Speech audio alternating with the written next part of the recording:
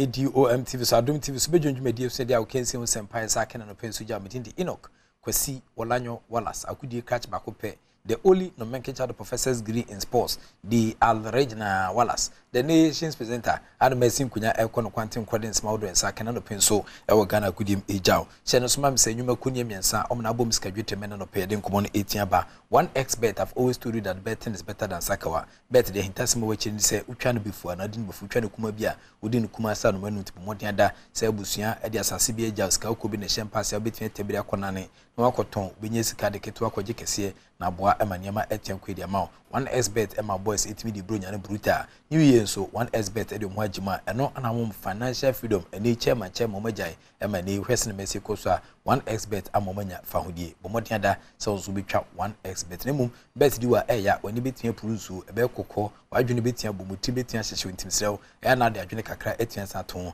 and bet with money that you can afford to lose uni mru fin godwe wotwe a emfa wonje bet menyesade a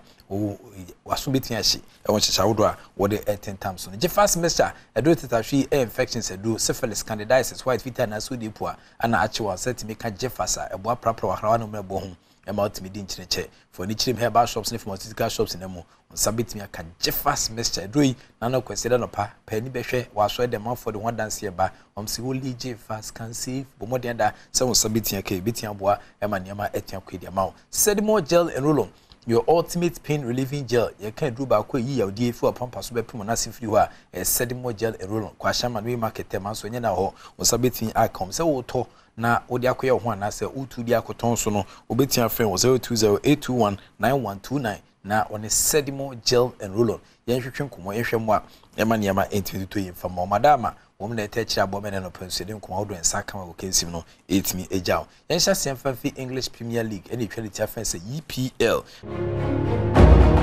nanu adane koba se odi ni time sa che World Cup na se 2023 e wo Qatar na Emilia Ghana e koba se ne makonyo ne sema yepe na coach Tuado o se tintantundo no afote garo ntimi to aso mbo adwuma biu se Black Stars of Ghana head coach eno nam so e ma utimi sampa se na ne ma Asia kone se Ghana yepe coach obetia boy sense match ya no ye wo eye qualifiers e wo yanima e se itimi de tintam so me no kasa die Chris Hutton no tenka director the Ghana Football Association is impemfo aton sa defense no ana ebabe head coach e dey ama the senior national soccer team Black Stars of Ghana enkumo twetwe no etiensa akoso che pa ni na ne se na omo pese omutwe senya niam ebetiensa boa ema pa yi ehye na dwumadi ase a ebetian boa ema niam akoyi e dey ama no GFA ko no esisudua ese owura Chris Hutton ene na efiri ho koi Black Stars training no akunya kase wo jesi ho no watena so obekaye a yefiri World Cup baaye no ena Utado ade ne nkrata ato ho no mu a wo kire mpenifuo se wontumi ntoa so biem ene nti obo bie kwanto ho a coaches atwotwohoro ade omo nkrata akogya GFA mpenifuo so do mo suko na mo sone so wieye ye omo kohia sports ministry no afanu mienu agye atomu se owura Chris Hutton na yekwa World Cup no Black Stars technical team ono na na technical director no wo ba betenemu se head coach Adoma Black Stars enfiendodo amugitumu Adoma papa yi empenifu amfa ntudwa na emomu no mo kire se abede akire fo mienu ye omukopie mu World Cup Adoma Black Stars owura George Boateng ene Didi Dramani no omo so nko ba bia omo ka ho a omo babo Chris Hutton na Black Stars dwumedi akese wo yanim no omo akọwatwe bodu afiri wiem aboa na ne ma koso. And the Chris Hutton no and the latest Air Blasters coach obeboa emania maitia kwenya me adoma yo qualify said the nimbusume match nim and nti ombesha se abobo amrantia no sebe ya nema betia kwedia mom won krafufom no Christian Atwitwa Sam ana yerebroni na no adamafo beka to enchire betime sampi mu asase woso akiri a ewo eteki no na abranti eka obi bisi sabri the torchlight ahwehwempo no anwom bisi sabri nya de ensatia aka abranti erawo sem kese pe no nam so ema BBC Centrofo and Christian Atwitwa Sam the partner friend say Mali Clara Rupio ehwehwem komo ema odenkomo hakretien sa ba se last time oni omhwehwem komo ne ma ekasa kama na mo so ewa rehim se omgide passe se sitie bia no nyama esi ko nyame adoma wo mo ebehunu biu after training Sky Sports for so tweben na wode ne nkomo 18 say Ghana Premier League week 17 matches no to fam say bem afi kuma House of Folk 3 Bekum Chelsea 1 Dreams Football Club 2 Kotoko 0 away any matches a to dwa ni mu 3 year party search di achi yenhwe sena ne Mexico The Fabians in the lead. York, Awaku, Suraj finds York. It's a chance for the Fabians. Benjamin York. Oh, that's a brilliant goal from Benjamin York. He makes it 2 for the Fabians in fantastic style. That defeat to RTU in Tamale for the Fabians. Zakaria. Chelsea, they're looking dangerous. Kusi, and they pull one back.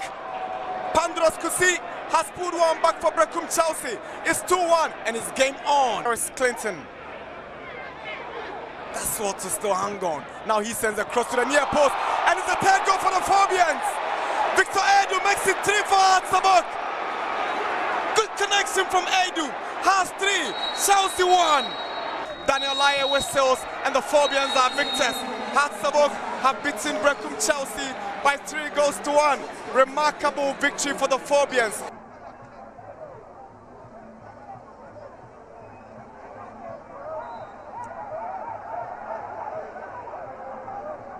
Free kick for Dreams FC.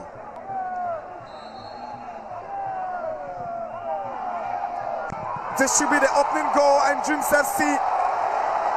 have opened the score here in Deu. Here is McCarthy to Boa, and Boa's effort intercepted by Japan, but Dreams FC take possession back. Here is AJ. Dreams FC looking for the second. Ejeni Mbotin, and it's an amazing finish. So look at AJ. Inti niabano no week 17 Kumasi Asa de go coach Sebzibo one of the French Equa Santemai and Yasem Ketoko Kana assistant coach Orlando Wellington so achechim after the game I will lose to Dreams FC 2-0 no on son Koma Odija ni individuel sur le plan offensif et sur le plan défensif. Today there's individual differences offensively and defensively. That's where we got the defeat. The home team played very, very well. They deserve the win, and we have about 7 players that are absent, and we have to accept. With your wrestling name, ACL Kodia, as the Abanya Jumanis, this football club coach, Abdul Karim Zitu, and also after say Udim Kunim over Kumase as an Oroko, on a weekend, Okumanini, Okuma Benpon, Kuma Kessie, 2-0, our Theatre of Dreams Nandika, na Karim Zitu Nkuma Odija after the game. When you look at the previous matches you played, the lineup of the matches is not easy. Playing at Chelsea, coming back to play at Diana, going to play Olympics and Kotoko. So it wasn't easy for me, so I have to work seriously with the boys in order to break that jinx between. You see, I'm trying to reduce the number of defeats I've received from Kotoko. So now it is 6-3. You understand me? Previously it was 6-4. Now it's 6-3, and I'm happy all the 3 was being managed by me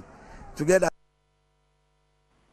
Inti Abdul Karim Zitu Nkomo Odija no channel so say other results it means PM Samates 2, Legon City 1, Kenfaisa 1, RTU 0, Karela 2, Afi Kutokurias 1, Instrataman 2, Great Olympus 1, Tamale City 0, Mediama Sporting Club 0. We ne matches out with South of Nyame Adoma, Mensashin Komoni bi so a Mesade Abrona for Honsana Nema ACT e Ghana agudie mu 1x bet. I've always told you that betting there better than Sakawa. Twen before din before twen kuma bia odin kuma sa no manum afi je fast message do tafie set me kan no so betia boa je fast do na no kwese na pa behwa dance here say only je fast can save but what the other sounds betia kabi said more gel and roll on your ultimate pain relieving gel Masanka a gel bi no so betia boa na wapomodem sem esisi we so na megina na me de nenso komo na esi sister Sandy be a guy in terms of entertainment there Ghana de hwan we de kire me hu bi aka kire me ono na de nkomo no eba ne yanka nsuo da ne yanka nsuo kakra bi no de mu nchichemu 8 saba sister nkomo de se enye TV so nko a ba bia obi hye ne bia ne nkomo de ntimisrew koso amu afide no and the Adom TV so Adom TV so the act of being a good guest is to now to say goodbye.